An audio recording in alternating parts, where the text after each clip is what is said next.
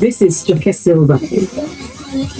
Right on 92.3 Inspiration FM. I know. This was a while back. Oh, yes, it was. You're listening to 92.3 Inspiration FM, your number one family radio station. Well, back. Welcome. Good afternoon. Of course, if you've not had fun since morning, I'm sure you have. We've had the breakfast jam, there's been the tea break, and now you're set to have lunch with the lunchtime. And why we're not giving you physical food, we're giving you something for the soul, something for your spirit. So don't mind the sun, don't mind anything. Even the fact that you just have 500 naira in your pocket. If you have that, I think at the moment you're very wealthy. Because I have I don't even have pockets, so you can imagine you're wealthier than I am. But you know what? True wealth is in family, and that's why we're called the number one family radio station. My name is Kachi, and of course, I have the always delectable. So the words I want to say, but I like to keep it. Just keep it on the low. Kola, how are you doing today? I'm just going to say, you know how I like to let people know what you are and who you are. I'm just going to go on to tell the whole of Lagos that you have plenty of money. And they should send messages and call you for all the money. I don't like you. And that's why you don't have space in your pockets, because there's like so much money in it. I don't like you. Good afternoon, Lagos. Welcome to the show. It's a beautiful day. It's Tuesday. I mean, we're signing off for when it comes to February pretty soon. So hope you've been making the most of the new weekend, the rest of the month. Now we are going to be having an amazing time. I am very, very excited. Today is such a blessed day. I mean, there's some people that when you meet, you just have to count yourself to be blessed, because it's like if you're a very spiritual person, you also know what it means to encounter these kinds of people, because they carry so much talent. They are trailblazers, and we have two amazing trailblazers in the studio. So it's like so much energy, so much anointing. There's just so much talent in the room right now, and it's so amazing. So yes, we're going to be having an amazing conversation. Do you want to do the honors of introducing? I mean, you're the movie person, but I think we'll do one after the other. Okay. So since we have a man and a woman, I'm gonna be with the woman, you'll be with my. What do you think I was gonna say? No. What do you think I was gonna do? You are such a sly, but it's okay. So you do it. Ladies first. Ladies first. All right, can we have in the studio first Nigerian Emmy Award winner. Yep. He's amazing. He's talented. He tells beautiful stories with documentaries. And when you meet this man, he's fine as well. You have to mention when you meet somebody who is fine, you have to say, the jealousy is real, but it's okay. There's talent, it's okay. Grace, and he's a virtual reality content creator as well. He produced multiple documentaries. His name is Kachi Benson. Okay. Kachi? Very well, thank you. No. We're gonna go again. I need you to give me some Nigerian spice and all of that. How are you doing today? I'm very well, thank you. All right, so nice to have you on the show. So I've done mine. Now you go on to do yours with this slide. Now, why I would like to go back in time and tell you the date she was born, where she was born, and all that good stuff. Oh, I have that information. What I would do this. You see, when you spend decades in an industry, you are known as a living legend. She's a walking epitome of beauty, a woman of grace and power. If she was in church right now, they would say, "Oh, let's give honor to our elder in the house." Now, just because I said elder doesn't mean she's not in tune with what's happening today. She's in tune. She's on point. She's definitely in the know. Her name is the one and only Madam Joke Silva.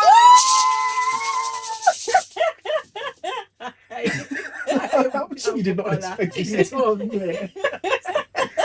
Help you on this. You're welcome, ma'am. You're welcome. Thank you. This smile is breathtaking. Oh my god. I mean, when I played that soundbite, you looked very surprised. Yes. When I went, no, we didn't record anything before we came, so that must have been from, from your bank. Yes. It was from way back. So, this afternoon, we're here for something very special. On the 20th of February, something amazing is hitting cinemas. And we're here to talk about it. 28th. Yeah, 27, 28. Oh, exactly. Thank you very much. He's hitting the cinemas. And one thing about cinematic work is that it's something everyone looks forward to. Not to judge many times. No, well, we're in a very judgmental age. Some people, they want to judge. Exactly. They want to go on X. Quality work. Actually. And that's what is coming. And for the life of me, I would like to talk about something. And I'm so happy on the conversation that surrounds this movie. Because this movie that is coming, it's not just a film. It's a conversation starter. So you're welcome one more time. And we'll be directing, this movie. And of course, from the director to the executive producer, that's what we're going to be doing this afternoon. I'm in the mood and I love it so much. I'm in the mood. I'm in the mood. So, Mothers of Chibok is here and it's here to stay. Bukola, I'm gonna hand this over to you because I Okay. mean you're the movie person. You know what's interesting? What's So the that? first time I saw the trailer, I didn't even know I was going to get to interview you. I was with my friend, and I think we were going through Instagram together because I traveled for my birthday. I was on leave, and then we saw the video, and we were just so moved. And why we were moved was because one of the conversations we keep having is how that more times than not we sometimes don't have the very big names backing stories that need to be told, especially from like the inside. I'm talking go inside and tell our stories. Let people who explore and consume our content, our movies, just be able to see that these people know how to tell their. They don't just have stories for days and years and forever. They know how to tell the stories. And so I was so moved. I was so happy. And so I'm I'm going to tell her she's going to be very jealous that I got to talk to you. So now let's talk about Mothers of Chibok. And I'm going to be directing the question first to you. You've done Daughters of Chibok. Now you've proceeded to partner with an icon in the industry, you an icon yourself. What would you say that this work stands for everyone as a Nigerian, non-Nigerian, for everyone that has a story to tell? What does Mothers of Chibok stand for? What does it stand for? I mean, I guess you said it's not just Mothers of Chibok. It's not just a film. It's a conversation, right? But also, I guess from my perspective as a filmmaker, it's a reframing of the narrative. Like the tagline that we use is, "If you think you know their story, think again," because what we're trying to do is tell you their story. And I've just been a conduit through which the women are able to tell their story. So it's their voice, it's their experience, and I was just there with a camera, and they were just sharing their stories with the world. And I think that's the first time that as a people we're getting to really hear the women speak for themselves. And what you hear will surprise you in a lot of really beautiful, interesting ways. Very, very deep, actually. But the word sensationalism is a word that is not so used on radio. But if you check it up, if you look it up, it's something that has to do with selling an idea, but not exactly backing up with facts. It's a thing of you're trying to make the audience talk about something, but not giving it the true fact that backs it up. Now, I'm going to direct this question to Madam Joke Silva. Ma'am, as the executive producer of this film, what is the one thing or the one message you want to pass across to people? Because talking about motherhood is something that is it has a lot of depth. I mean, I can't understand that. I only understand that from the point of me seeing my mom, and thank God for her life, But you as a mother, how does this film apply to you? How does this film speak to you personally? For me, Mothers of Chibok speaks on so many levels. Mothers usually are multidimensional. I know fathers too are, but we're talking mothers. So, multidimensional in the sense that they are one of our first teachers. They're one of our first providers. They're provision of food, provision of clothing. Do you understand? And what Mothers of Chibok then opens for us is women who have been through the fire. They've been through the fire and they are so dignified on the other side of the fire.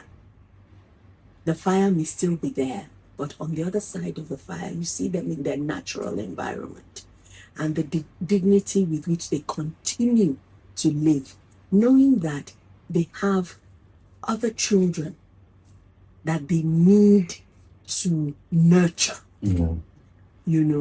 not only for themselves, but for their community. So there's this sense that you get from the Mothers of Chibok that they're not only nurturing children in the community, but that they're nurturing leaders. And they do it with a huge sense of responsibility. I love that. Yeah, so I'm going to still keep this question with you before I hand over to Bukola. we're not going to dwell on the things that happened, but of course we know that the general story about this also happened in 2014. And while that is a tragic story, how does this film, while of course I'm sure it will mention it, but how does it not still relieve the same experience for the women and these women who have been through the same thing? Because it's one thing to watch it as a film. I mean, for people are going to watch it that have been through that tragedy. How does it speak to them? Aside from, just looking at it and reminding them of what had happened, what are the other messages that they will get from it? That they will be reminded of what happened. That is of no doubt. I mean, it's an impossibility that you will not be reminded. True. But, like I mentioned earlier, the fact that you see them in their natural environment and how they go about their day to day. When I say to you that, these women are not just nurturing children for the community, but they're nurturing leaders as well. You see them and their children are with them, working with them on the farm, and working with them on the farm not as a punishment, not as a discipline, but as something they have a sense of responsibility over. I just love their so it goes beyond the tragedy. Yeah. They talk to their children and the children are taught to be aware that there is danger around. But in spite of that, life is to be lived. Life is to be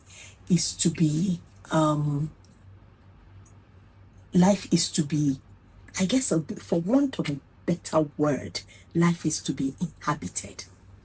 Inhabited. Inhabited. Bukola, I think you need to take, because I have questions about certain things I have to do, and it's really deep. So I think you just take over from here. I know that when we see the documentary, we'll get to hear their stories and how they've moved on and the strength that they carry. I believe that women are very strong. All that talk of we're so soft, you're so soft. I'm like, you don't even know. I've met you, I know. And when you even read stories about women from the Bible times till today, you see what women are doing and you just know that women are strong. But like, what I want to ask is, I would direct this to you as the director. What were they like? I'm very interested in knowing what was it like filming, working with these women, listening to them talk about how they moved on, their enterprise, the spirit, the fighting spirit you can evidently see in them, and even in the rest of the siblings who had to, move on. What was it like filming? I mean, I would say that the first thing I would like to mention is that, Mothers of Chibok is kind of like, it's framed almost like an immersive experience. You understand? Like, so it's not, so I wouldn't use the term, like you hear their stories. You're immersed in their lived experiences. So by the time you're done with the film, you feel like you know these women, you know the community, you know their kids, you know their way of life. And that's how you come to understand. In filmmaking, we always say, show, don't tell. And that's the sense that you get, with this. What are they like? What were they like? It's a film that shows you. I believe that it takes you through a range of emotions, right? But also a range of sort of like knowledge. So you move from this sense of tragedy to, on the other side, it's like resilience, and you see that happen right before your eyes. When as Joke was talking about how they nurture their kids, a big part of the nurturing is how they even nurture the earth. That's the arc of the film. It's really how they take the dry earth in northeast Nigeria and transform it into a flourishing land that produces a harvest that funds the education of their kids. So it's incredible what these women are doing. I would just say, just go experience it. That's what I'll say. And talking about experiencing it, what were the challenges that you faced? Because it's one thing to fail. It's one thing, like you said, it's going to be an immersive experience, but you are in a place that was saddled by lots of things. It must have been an emotional moment for you getting there. Let's talk about the deep challenges that you faced while you were filming. Were there things that brought you to tears? Were there things that you had to document? So let's just hear of that experience, since you mentioned immersive experience. I mean, yeah, you hear things that again, the approach that we took was a very patient approach to the filmmaking. I filmed this particular one over a period of 3 years. Wow. You know, we Wow. kept going back and forth. And so it was a very patient, just take your time. Sometimes we go there, the camera doesn't come on. Sometimes we go there, okay, camera comes on, we're just filming life. For me, it was just documenting life. And then after everything, we brought everything back and looked at it and said, okay, fine, how do we make this into a story? The biggest challenge in making this film was, I guess, in a way, convincing myself that it's time to go back and tell this story. Because it's not easy to make that journey and say, okay, you know, I remember telling someone, I want to go back to Chibok and make, you know, a sequel to Daughters of Chibok. And she's like, no. Why? You've done the first one, it did well. Move on, tell another story. I'm like, no.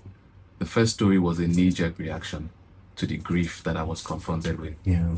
And I did what everybody else had done, which is just focus on the grief. But I've spent so much time with this women. I've seen who they are. I've seen the multi-dimensionality to their lives. And it will be such a grave injustice if I walk away from it and not show the world who these women truly are. You know, so I think it was convincing myself that it's time to go back. And once that was done, you know, the rest is, you know, my money now. I have more to go there. Oh, well. But then I think I'd also have to shift this to Madam Joke. You mentioned something, and I would like to touch on it. In the movie, we get to see agriculture as something that stands out. Although I would want to say we have become a very fast-paced society. Back in the days, we would appreciate agriculture. When you see a farmer and someone tilling the ground, that person is revered, is treated with a lot of honor. But today, you are, in quote, poor. You are, you know, laid back. You are not as important as the rest of the society that drives the cars and every other thing. But agriculture is centered here. Why was that a major topic? And why groundnuts, though? That's what they grow. Well, And that's what they use. yeah. It's their farming of groundnuts that gives them the funds to send their children to school. And I think that's the main thrust of this movie and of this movement, because it is a movement in the sense that now, like you rightly said, we seem to have forgotten the dignity of producing what we eat. All right, and I hope, and you know, one of our hopes is that will return, because we do know that one of the things that our governments have been trying to do over the years is to make us self-sustaining, Well, you know, self-sufficient. self-sufficient in, so that we eat what we grow, you know, what we produce, and we are not importing so much. But that's it, you know. But that's by the way. The thing is that one of what we're hoping to also achieve with this movie is that we will be able to get partners for these women, so that they will have. They are entrepreneurs already. So we want to scale that. Yes. And just to add here that, you know, the core of this film is really about education. It's a film about education, even though what you see on the surface is farming. And it's a film that in a very subtle way shows you what I call this quiet defiance. Quiet defiance. Break it down for us. All right. So, Boko Haram means Western education is forbidden. Yes. In the last 12 years, these women haven't stopped sending their kids to school. Okay. Now remember that we know of them because they sent their kids to school and those kids were kidnapped. Yes. So you would imagine that when that happens to you, you stop. Yes. That's what they want. But they haven't stopped sending their kids to school. They have continued to defy, even though it's not like with noise or placards. They're just quietly sending those kids to school. And how do they send those kids to school? Through farming. They farm, they harvest, sell, they pay school fees. Every child must go to school. And so that really was sort of like the arc of the story, following the women from when they put the seeds in the ground to when the harvest comes out and what that means for them. Yeah. You know, so that's what I mean by quiet defiance. Well, we will not defy the need to go on a break because when we come back, I'm going to play a song. It's from Fireboy DML. It's one of the songs that puts me in the mood to see a movie. I don't know why it does that, but the song has started coming back for you. But we'll go on that break. Actually, oh, okay, now I get it. Now I get it. For you, of course, to take you through this journey of filmmaking and, of course, a story that I would say, if we really talk about it from the emotions that we all feel in the studio, we're not going to talk about it. There's no sadness here. I think rather it's the joy of storytelling, which is the one place my next question will come from. All right, so we're here with, of course, our dear own Kachi, the amazing filmmaker, the first Nigerian Emmy winner. I mean, that's such a cheap. How do you feel when people Honestly, I don't think we never really asked you that question. You know, when we said it, you try to just act like, and I think that's one thing that's common with. Yeah, for me, I think you should tell your audience what an Emmy is. Yeah. People don't even know. So when they say the first one who won an Emmy, So that they don't think it's something that they don't know. do you get? So they should understand why we are so excited about it. All right. So we're going to come from there with that whole explanation. And but in the meantime, ma'am, let him just say how he feels. Yeah. About what now? Yeah. Being the Emmy, first being the Nigerian first Nigerian to be recognized. I mean, I think for me, I feel like it's I always feel like it's inspiring, not necessarily for me, but for the young kid out there who has aspirations to be a filmmaker or a storyteller. One of the things that gives me the most pride about it is the fact that, you know, I'm a Lagos-based, Nigerian-based filmmaker. And for me, it's very important. I always say that because with all, you know, respect to everyone who wants to leave the country for greener pastures, but it's important that people know that you can still be here and make something of your craft, and you can tell stories from here that can travel the world. And so I hope that continues to inspire, you know, young filmmakers out there to be like, you know what, I mean, if Kachi can do it from Ijesha in Lagos, I can too. All right. So this is for you who doesn't know what an Emmy is.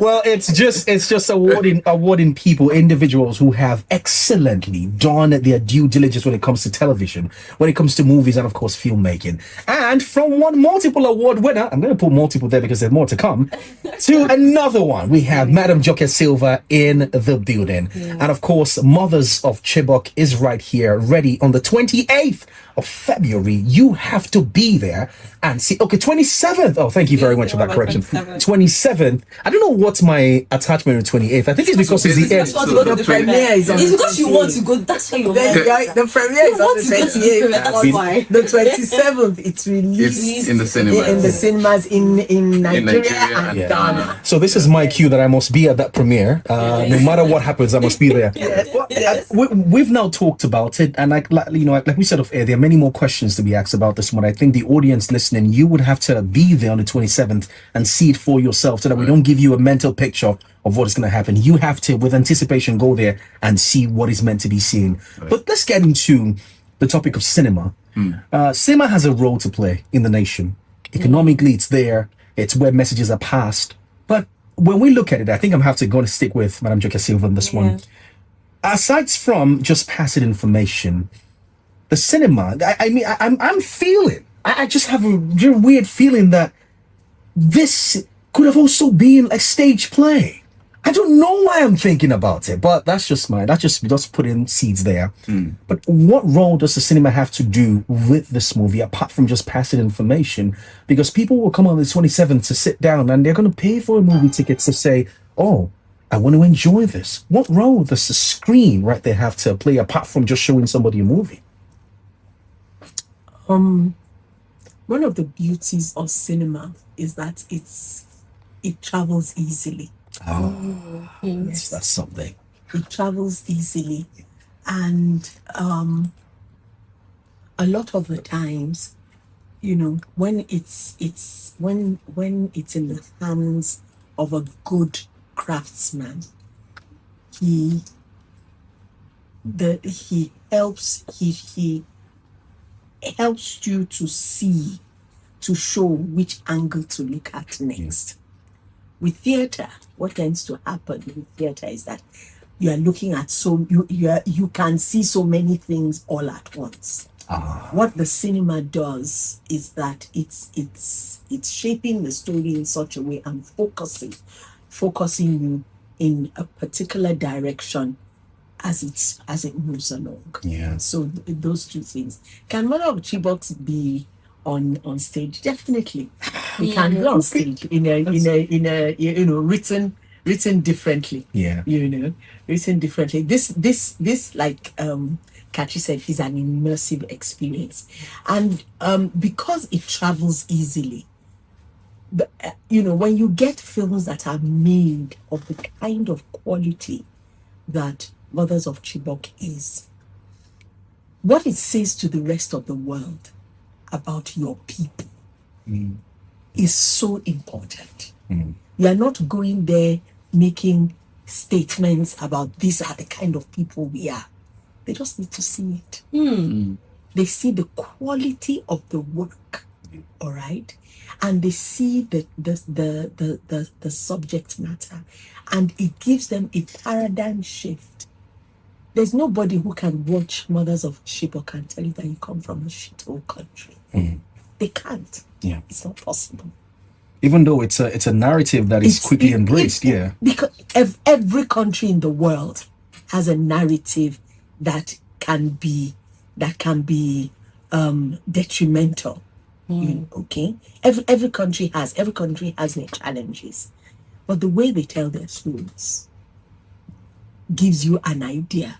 Is this the kind of country that I want to visit, that I want to live in, are these the kind of people?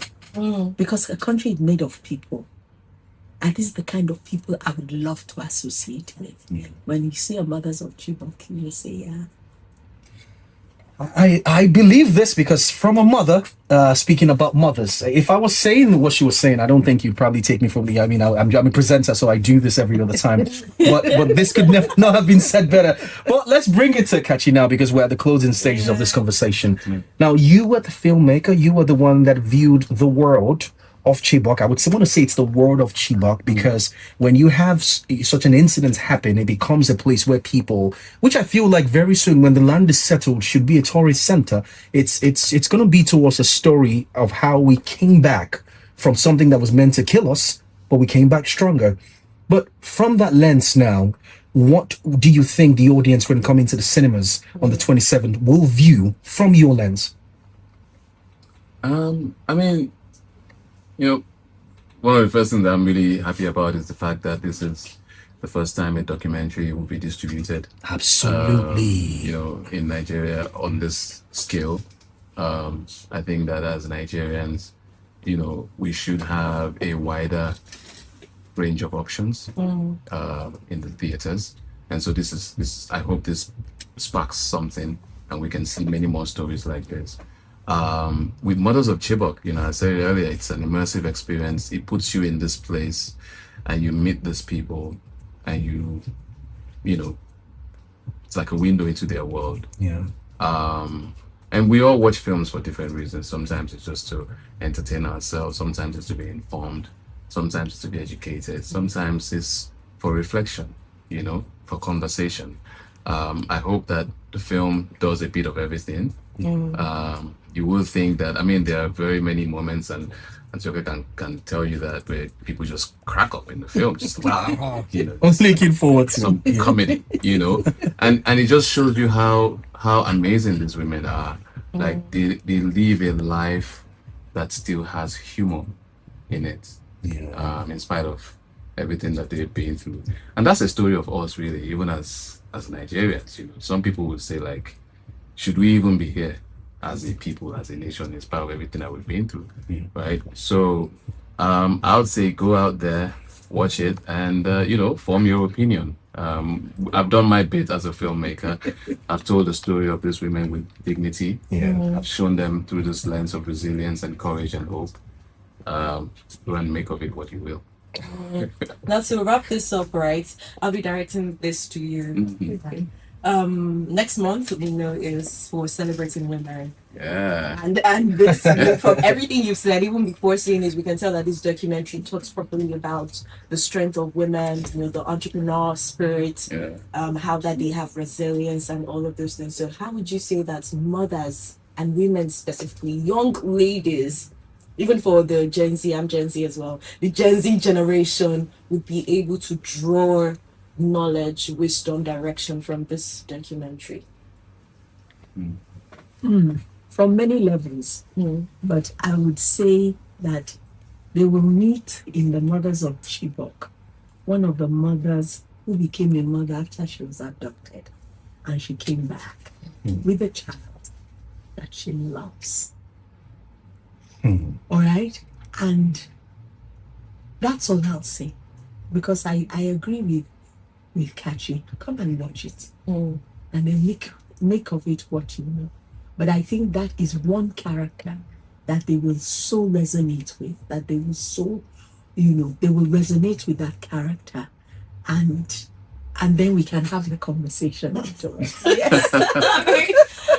All right, Mothers of Chibok would be in the cinemas 27th of February, and then 28th we would be at the premiere as well. For anyone who's looking to watch quality movie, film, documentary, I mean, this is coming from an icon in the industry, somebody that we all love and respect, partnering with the first Nigerian to be honored by the Emmys. We're going to say as much as possible, so don't get time. So you already know that this is a masterpiece, and so if you are somebody who loves quality film, you love deep stories for fathers, take your wives, take your daughters, sisters, friends, come out to see this film on the 27th of February and going forward in cinemas. Yeah, throughout the month of March, it's going to be the Women's Month is going to be in cinemas. Lovely. So you're looking for that perfect gift for that lady in your office. That was personal. That's okay. Or your partner, you want them to see story told in a beautiful way, or for that creative that needs to draw inspiration from a filmmaker, a documentary maker such as Joel. You should come out on the cinema 27th of February. We're looking forward to it. What more reaction you think people will have first? I'll ask each. Who's going to go first? What's one reaction you're sure people would have in the screening room come 27th? The first set of people to see the film. They will first of all be quiet. That means if you're going to do it, the opening scene is going to... Yeah. No. When they finish. You say when they finish. Okay, when they finish. When they finish, you'll be quiet. Interesting. And then after that, they will now start talking, and they won't be able to stop talking. That has been the reaction over and over. I mean, I think that what people will come away with is this sense of enlightenment. Yes. Yeah, like, the tagline we use is, if you think you know their story, think again. Yeah. So. Well, one thing for sure we can tell you is that you don't know the place, so let's tell you now. The venue is Film House IMAX 10B Bisola Durosimi Eti Drive Lekki Phase 1 Lagos. Just go straight to Film House IMAX 10B. Yeah, that's for the premiere, right? Oh, that's for the premiere. Yeah. But it's gonna be in cinemas. All Film House cinemas around Nigeria. I'm saying so go to Ebuka. Because they're not ready for that number of people. So you see the thing? I need to be at the premiere. Your mind is just so fixed on the So I told Film House cinemas around the country. So go to a Film House cinema near you. Yeah. From the 27th. Please, on the 27th, go and see the movie. But I need to be at... Anyway, yes, the name of the film is Mothers of Chibok. Thank you so much for coming. Oh my goodness. Thank you for having us. You have done clearly, and I can't wait to see all the reviews online when people start stepping out to see the film. Yeah, we're excited about it. All right, so we'll sign off with the song. It's from Two Face and Salty Soul. This one is titled Oya Come, Make We Go. Before we go, don't forget the Enterprise Stories will be coming up next at 3 o'clock till 3:30, and then we'll be back on with some really good music. All right, so I'll change the title of the song now. Oya Come, Make We Go now. Thank you for that information. Anyway, 27th is the date. Did you enjoy this video? Hit the subscribe button for more, leave a comment, and like. Thank you.